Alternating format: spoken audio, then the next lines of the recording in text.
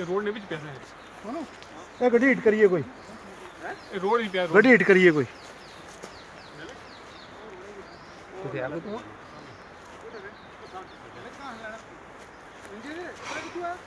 हाँ ये टावर पे आना है अपने में से यार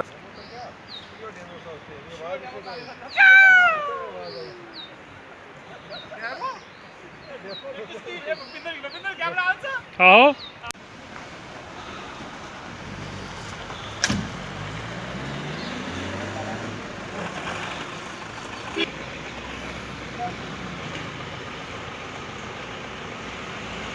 मेरा नाम रोहन शर्मा है जी।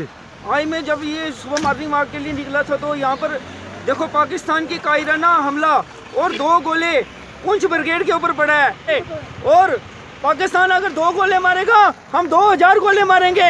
उनको ये नहीं पता हमारे पास तेजस है, हमारे पास अग्नि है, हमारे पास कितनी कितनी बड़ी मिसाइलें हैं, वो भूल गए हैं। वो उनको 1999 का करगिल युद्ध याद नहीं है, उनको 71 याद नहीं है। हम उनको बता देना चाहते हैं कि इंडियन आर्मी जिंदाबाद है, हम इंडियन आर्मी के साथ हैं।